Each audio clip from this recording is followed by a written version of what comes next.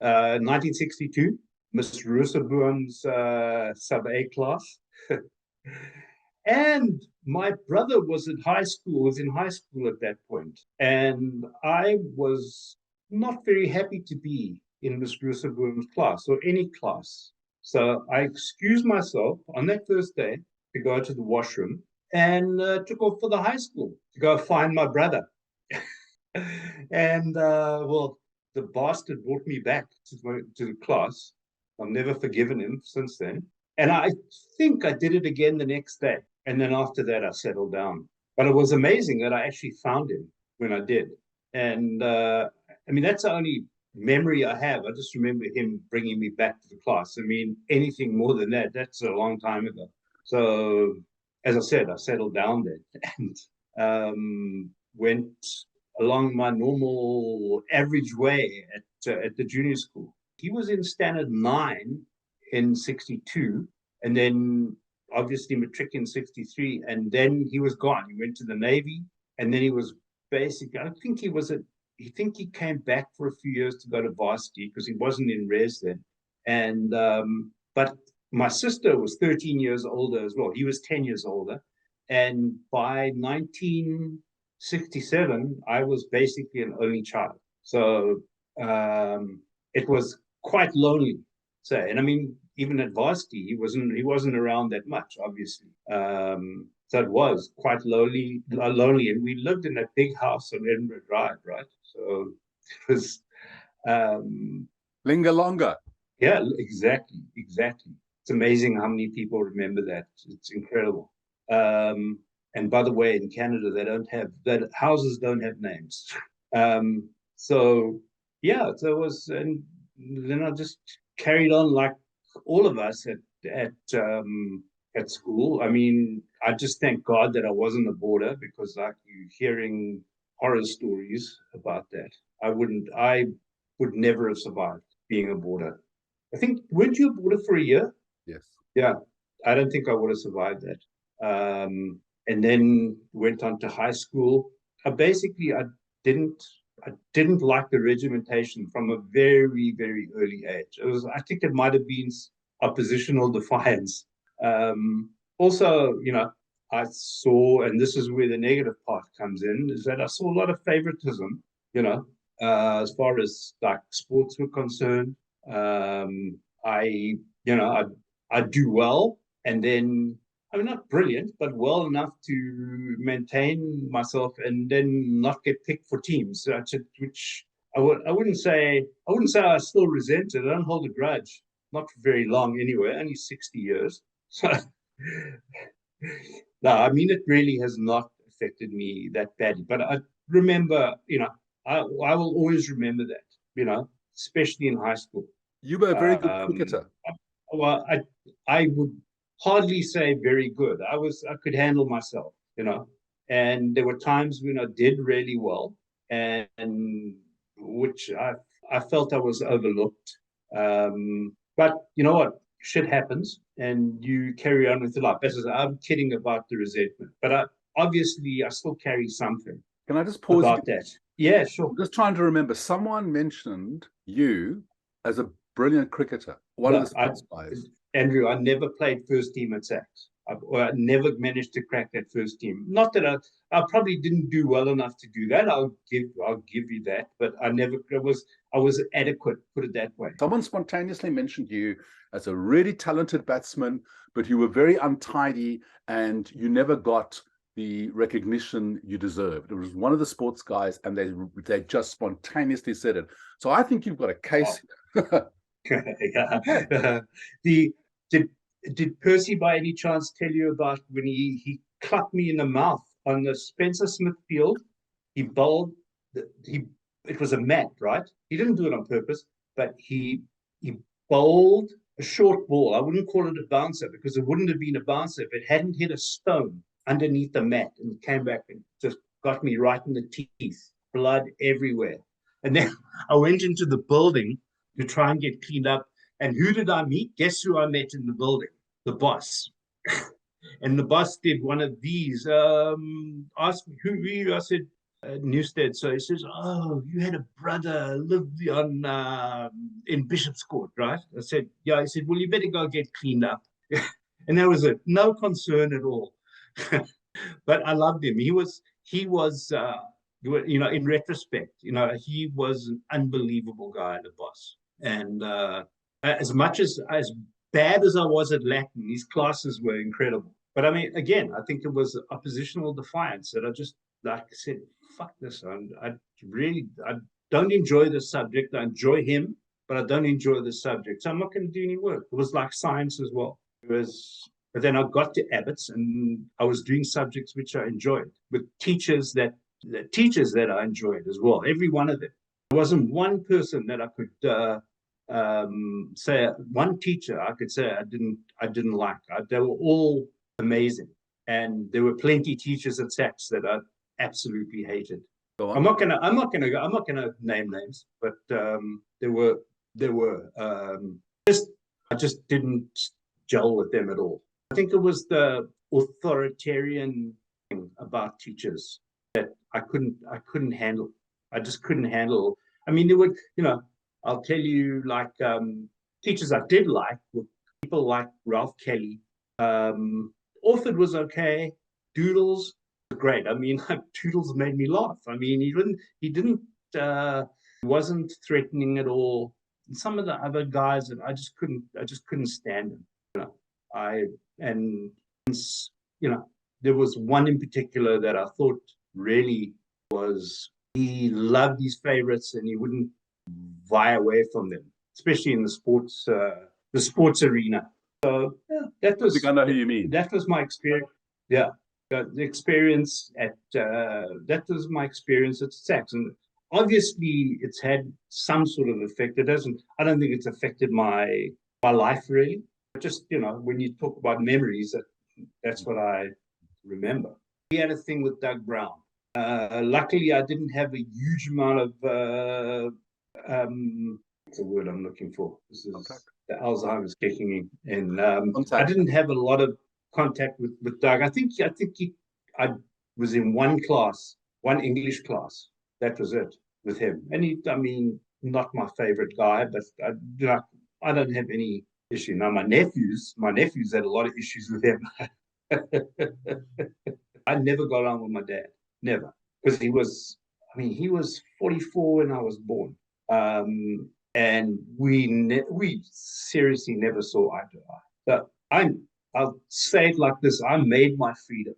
So they tried to impose stuff, and I just didn't listen at all. And I mean, luckily, I wasn't out doing drugs or anything, but alcohol. But what I was doing was not in any way harmful at all. But I said, no, I'm going to just do this. Nice. My mom was way more tolerant of it. She didn't give me a hard time, but he tried. And I don't think he was all that interested. I mean, I cannot remember him coming to any game that I played or teachers conference, or actually I can't even remember her coming to teachers, but I don't know if they had them in those days. But like, especially, I don't remember. He may have come to one rugby game that I remember. Maybe I'm wrong, but I was really well behaved. I mean, I minded my P's and Q's. I just happened to not like those people. And as I said, it was probably more the regiment than anything else. I never liked wearing a uniform. I never liked wearing a hat, that kind of stuff. But as I say, when I got to Abbott's, it was like a different world, totally different world. I remember we used to rather cruelly call you Sloppy. Yes. But remember how you and I used to fight when we were playing together in the band? I mean, it never went down to a dragon art type of thing. It was always fun, but we always had opinions. I mean, you also had very strong opinions, which is fine. I mean, for me, I think I was more a scared little kid. Yeah, that's why I was fairly well behaved, didn't get into a lot of trouble. Like all you guys from an early age were smoking dope. I never touched the stuff, never. And I think it was just fear. But then, not that it was a problem, but alcohol was fine for me, but I just would not touch dope at all. Which was quite interesting when you think about it now, right? It's so hard to remember. I was probably shitting myself, like probably most of us, because it is actually a new school, right? It's not like the old days and at junior school, and like we are unfamiliar with the teachers, so we didn't know what to expect. I mean, more than that, I can't really say. And I mean, I guess it was okay. I mean, it it was much of the same, right? Same kind of thing and attitude, and didn't really want to be there. But that was what I was dealt, and I had to handle it like all of us. I love, and I still love sport and well, sports as they call it over here. And that was my outlet. Okay, so sports and music, Sports. cricket, rugby, and that was it. I mean, that's what I played there, and that's what I kind of lived for. I mean, I wasn't, as I said, I mean, I have a totally different memory of my cricket ability to whoever it was that said anything. I mean, I was decent. Um, Rugby was definitely on the weaker scale. I mean, I always played C team, which was well deserved, and occasionally got a game in the Bs when somebody was hurt. And but I loved it. It was great. I really enjoyed it. I mean, it was as I say, it was an outlet, and it was always. I mean, my family.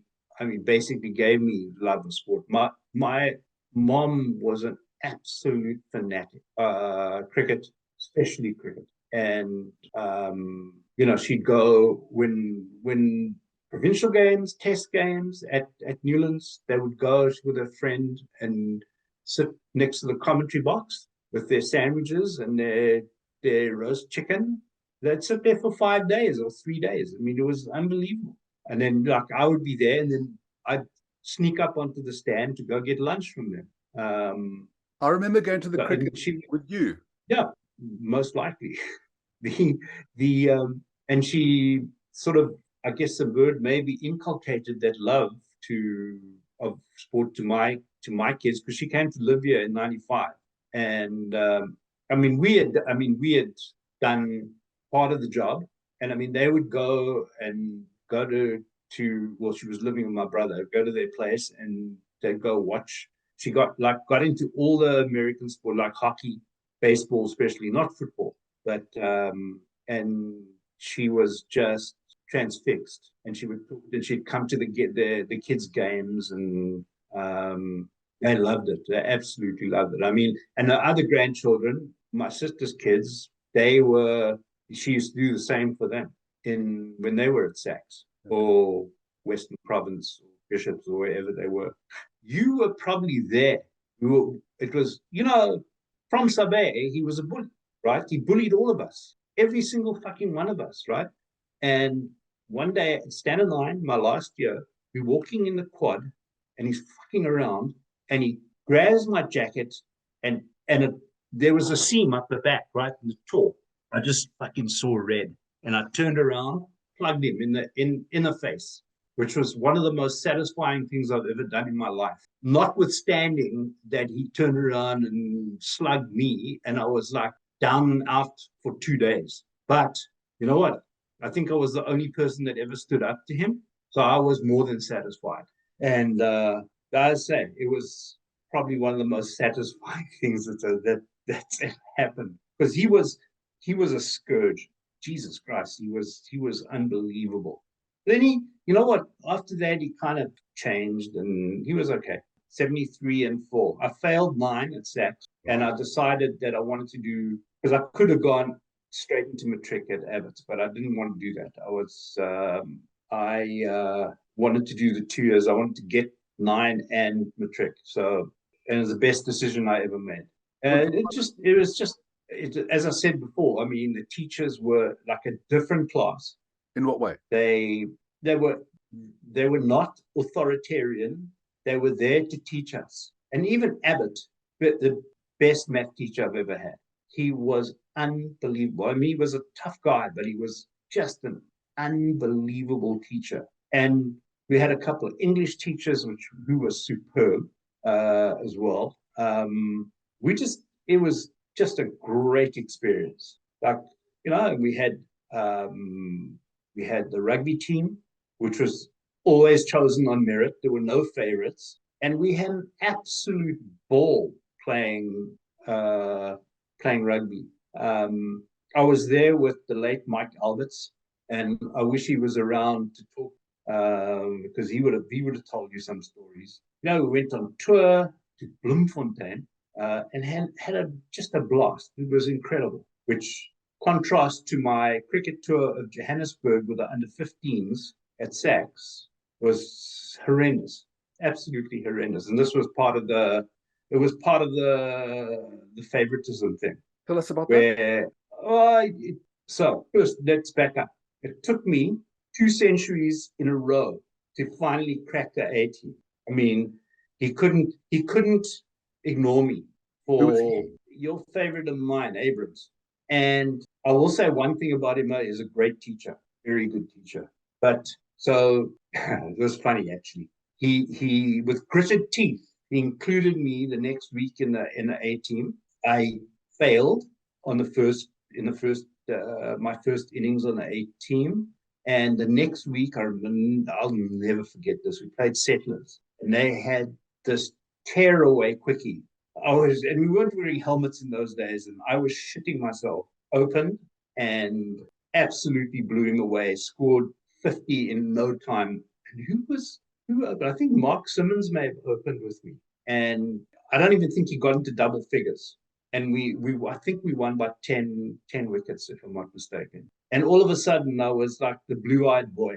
All right, but that faded really quickly. We went on tour to Johannesburg, and 4 games ended up batting once. And yeah, and like and this is where the kind of resentment comes in.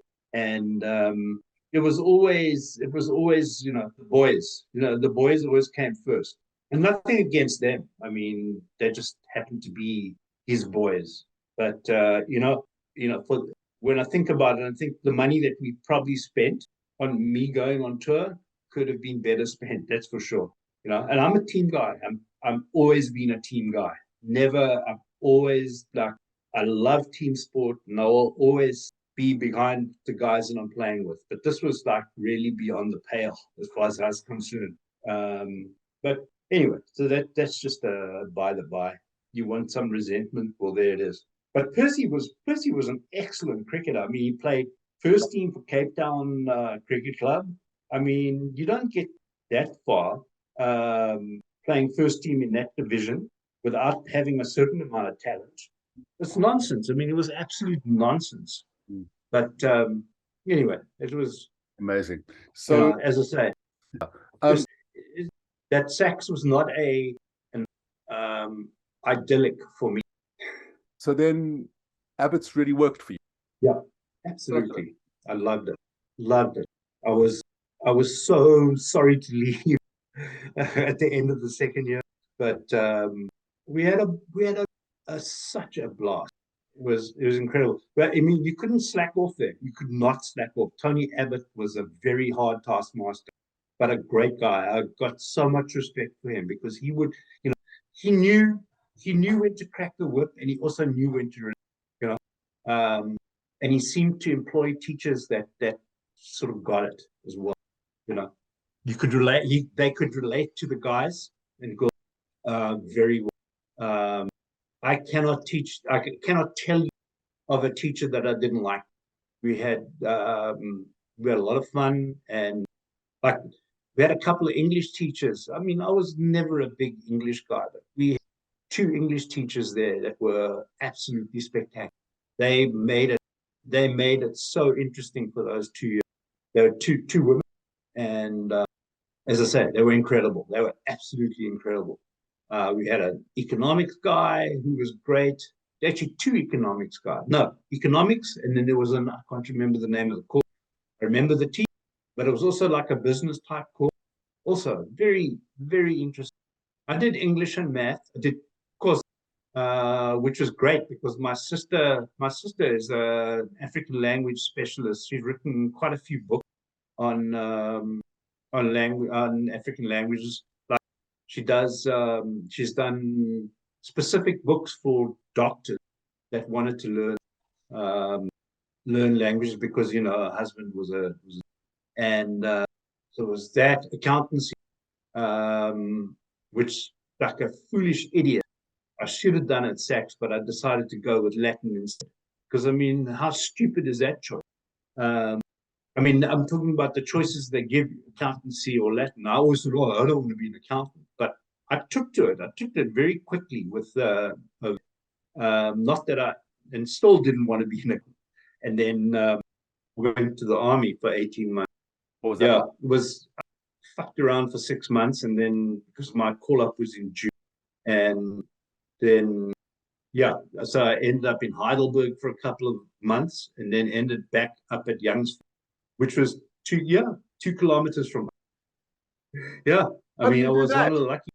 Christ, I mean, I think it was the commandant at Heidelberg hated me for some reason. I have no idea why, and he wanted to get rid of me. So uh, that's why I ended up the Signals Regiment, and ended up under the care of the best sergeant major in the army, the greatest guy.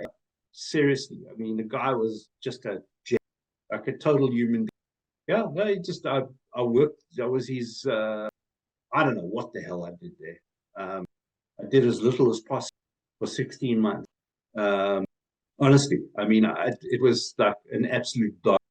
I went to varsity for a couple of years. Mhm. Didn't do What did very well.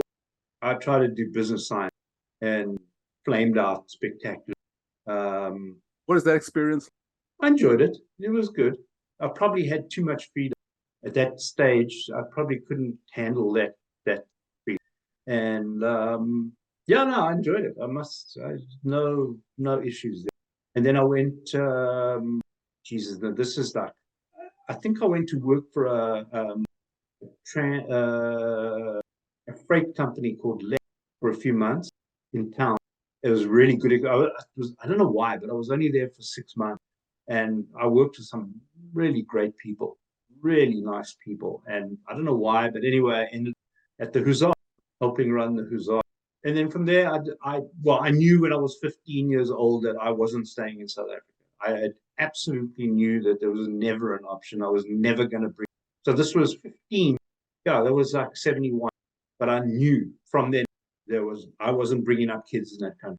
And then my brother in 77 moved here, and 81 got married on the 1st of February, and by the November the 15th we were gone and had got permanent residence in Canada. So I was happy. Yeah, but I mean, you kind of did too. You knew what was going on.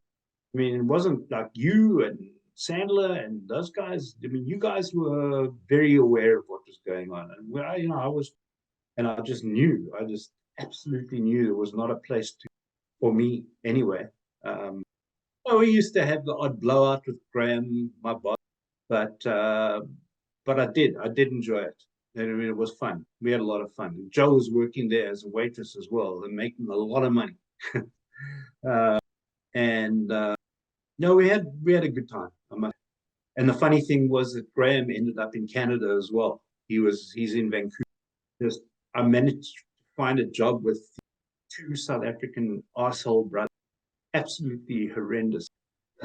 Um, it was they owned 2 businesses. One was called Gene Machine, and the other one was called Sunrise Records, which was I couldn't believe that I dropped into this. They were awful employers, but the Sunrise Records thing really attracted me.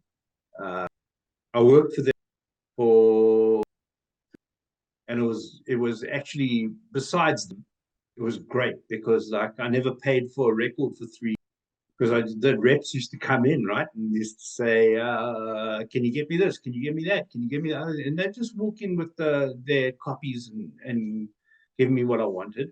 And the other thing was we never paid for concerts because whatever their label, whoever was on their label, they got an allocation of concert tickets to give to their clients. So that was pretty cool. So that was And and then basically I moved, and it was all like warehousing. My specialty was in warehousing. Okay, and then as on and on, I like basically warehouse management. And as it went, the years went on and on. There was software developed for warehouse management, and that's where I kind of I really found my niche, being able to use the software to really, really. I used to say make the warehouse. I basically taught myself most of. And it was really, really interesting how it all worked and how every function of the warehouse. And it was for the most part a lot. I really enjoyed it. interesting, And because that's an interesting thing, because at that stage, computers were only, starting to come in. Most of the work we were still doing in the early 80s and mid 80s now. I cannot even believe how we did things without, because you're right. I mean, so the first warehouse management system that I worked with was in 1995, and we were a guinea pig for this guy's. And I mean, we could just see the change in the way that the warehouse operated so quickly. It's got a very funny story. I had my staff at that. I was the operations manager, and I had a warehouse manager and a Muslim guy. We got on like a house on fire. I mean, and all the guys, and they were all Muslim. They were all these buddies and relatives. My employers were concerned that they were going to get freaked out by this system, and they brought me in to shepherd it in a kind of humane way, and to reassure them they weren't going to lose their job because. And so 3 months into it, these guys all took to it really. And 3 months in, the guy's name. I thought, I'm going to have a little fun with you, boy. And I go and I'm on the warehouse, and I go say to him, Shabir, I think I'm going to pull the system out. I don't think it's doing that much. He said, no, don't. We're not going to be able to do without it. So and everybody felt the same, because they could see what a boon it was. So the people that employed, they weren't trying to get rid of anybody. They just didn't want to employ anybody else. Because they knew that they would need the manpower that they had there, and they were smart. Those owners of that company were really smart. That it wasn't a question of getting rid of. My modus operandi was never fear. It was totally the. And I always had people that I worked with, for the most, always a positive experience, because like my philosophy was, half of our waking life is at work. So why make it a miserable experience? It just doesn't make any sense to me, right? And it was always and for the most part. We had a band, you'll remember, Cornelius Nepal, Daniel Smoohan. I was the worst guitar player, so I played. And Johnny Stadler was. I'd like to refute that, my friend. That's kind of you. I'd like to refute that about being the worst. Jesus. And Johnny played lead, and you played, and then often you would drop the guitar, and you would just sing, and I will never forget that gumption and chutzpah to get up in the front and fucking be a front man. And I mean, I could never, ever in a million years. And you just did it, and at the time, I liked singing, and you know what's really, I've got a little 6'3", who, by the way, will be 35 this year, who also loves singing. He stands up at these open mic things and he also writes some music. Yeah. what's really interesting, the place I live now, Hamilton, there are so many old poppies that are playing that kind of music. It is incredible how many bands are. The only thing about where I am now, I love jazz, mostly up tempo funk type. There, where I am is a jazz waste, absolute wasteland. There's nothing. There's nothing. So we have to go far afield to have to go to Toronto, back to Toronto, or in the outlying area. But here's a funny story. If you got All the time in the world. when was it? Last month? There's this trumpet player, very well known. He played, you know, Guru, the hip hop, English hip hop artist, Jazzmatazz. Anyway, so he's pretty famous. And this guy, his name is Brown Man, and he was the trumpeter and musical director for Guru. Anyway, so he was born in Trinidad, and he lives in Toronto, and he put together, and he does this every year. He puts together this Christmas tune concert, but totally funkified and jazzified and everything. So we had to go, I don't know, 30 miles. So we go to this place. We're thinking, Joe says to me, there's nobody here. I said, no, they'll be here. They'll be here. There's nobody there. They're playing, they're doing their no. Anyway, so I walk out again, and we wait a few minutes, and we go back in, and there are literally eight at the concert. And they were having a problem with the sound system, with the sound. And anyway, I know the one guy because I'd met him before in them, and we're chatting. And the next thing I see this guy, Brown Man, sitting and talking to, and I go back and have a chat. And he says, yeah, he said, so why are you actually staying to play this? I mean, this doesn't make any sense. He said, no, I saw your conversation with another buddy of mine yesterday and how much you were looking forward to it. So we decided we would do like as a practice, because these are new guys and we didn't want to disappoint you. So literally 8 people at this, and they just blew. Amazing. But yeah, I mean that's what I listen to these days. Like, I mean, I still do other stuff as well, but I particularly like jazz.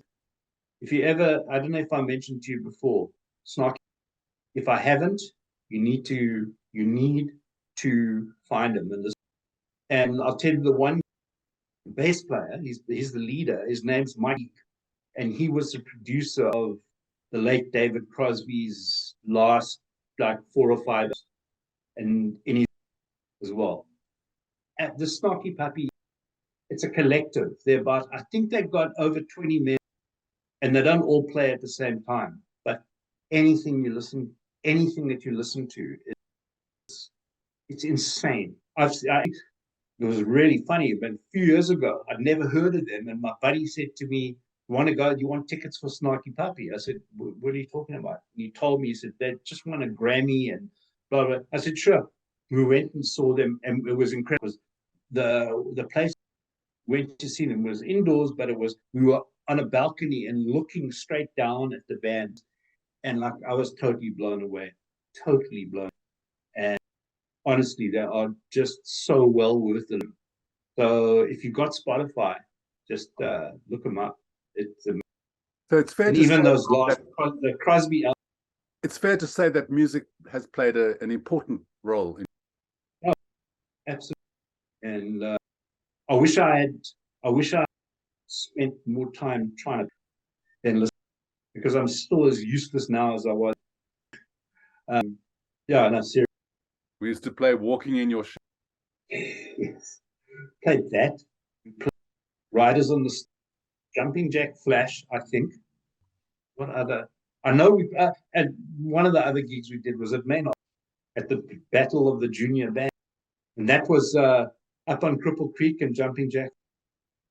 I mean, we've been talking about getting a generator as well. It's called a generator because our grid in Hamilton is old, like you can't believe, and there are a lot of times there's a power, and luckily for the most part they're not very, but I don't know how long we're going to be able to dodge that. But anyway, so we'll see how that. I don't know if you can see Wow, grandkids. these two Yeah. little wankers. Yeah, we were there last year. That's why I couldn't go back. I mean, I don't know if I would have gone back for this. I mean, especially the fact that we were there last. I mean, we were there for 6 weeks. Yeah. What does it Yeah, feel like when once you you go back? retire, How do you feel when you're there, and then how do you reflect on your situation? it's a lot of, but it's not a place that I want to live.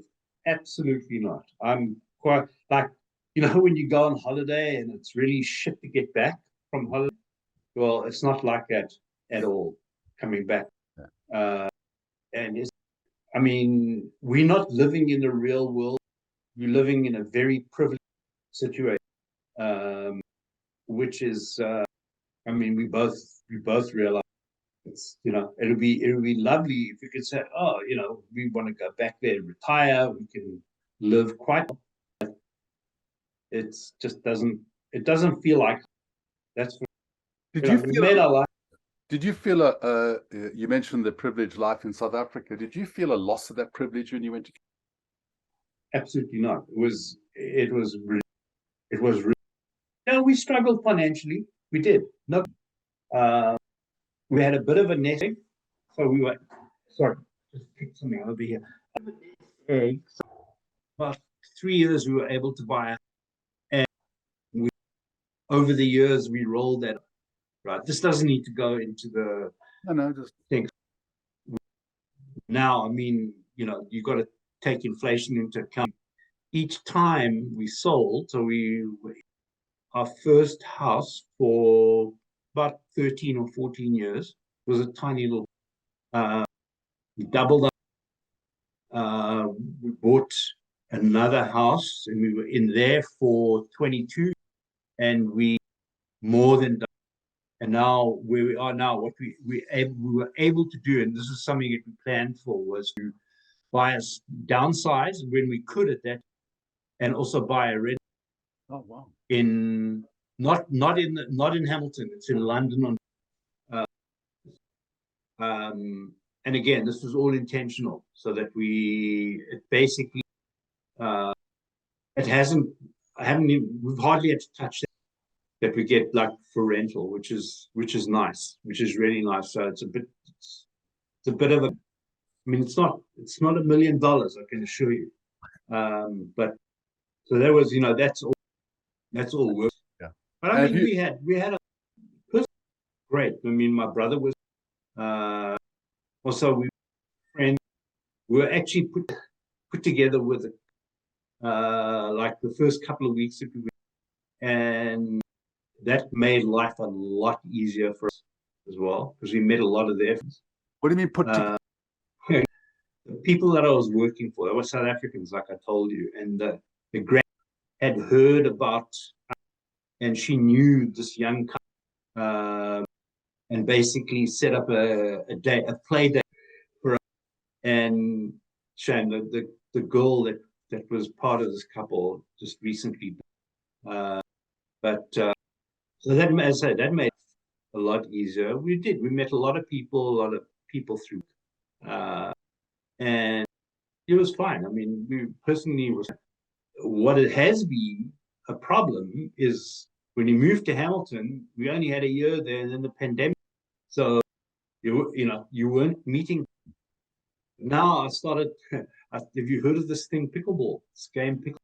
It's almost like tennis, okay, but it's like for old puppies, like, and it's like fucking.